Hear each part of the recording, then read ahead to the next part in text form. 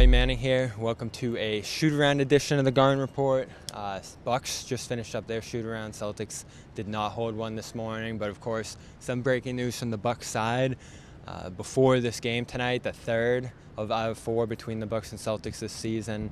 No Giannis Antetokounmpo tonight. He's still dealing with the hamstring ailment that kept him out of Sunday's game against the Suns. So not just bowing out of this game, something that's been lingering with him for a little while here. He was not present at shoot-around. Damian Lillard was. I think he shot before we got in there, so not any visual of him on the floor. But he had a great finish to that game in November between these two teams, where the Celtics shot out to a massive lead. He worked them back with a flurry of threes late and probably could have made it a real game if he hit two of the last attempts he made down the stretch of that game. So he's going to be in that point guard position. Led them to a win over the Suns on Sunday in that role. And for the Celtics, potentially no Jaylen Brown. Jrue Holiday's status, the former Buck, up in the air as well going into this one. This is a game that carries a lot of motivation from his standpoint. Glad he ended up with the Celtics and able to join a contender, potentially a better one than the Bucks were shown to be last year. So you're looking right now and saying he's going to carry some knowledge of this matchup, motivation to get back at that team that moved him. That's all stuff I think in a playoff setting that would factor in. As for tonight, it's going to be on the Celtics to focus and not have a letdown against a team whose best player is out. Saw that against the Lakers last time with Anthony Davis, LeBron James out. So that's definitely a storyline coming into this one as well. As far as the Bucks go, first game for them against the Celtics with Doc Rivers as head coach.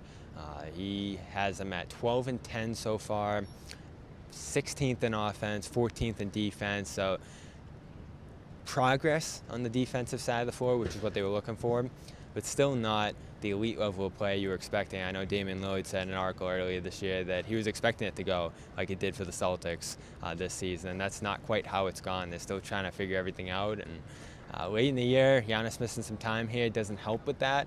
Practice time being limited, as Doc has talked about, doesn't help with that, and they're basically facing an insurmountable lead in the East for that 1 seed. Trying to secure the 2 will be their goal late in the season, but it's more about playing well going into the playoffs, because if they do get into an Eastern Conference Finals with the Celtics, it'll be even at that point. And if they're a new team, maybe they can challenge the Celtics. They've definitely been better.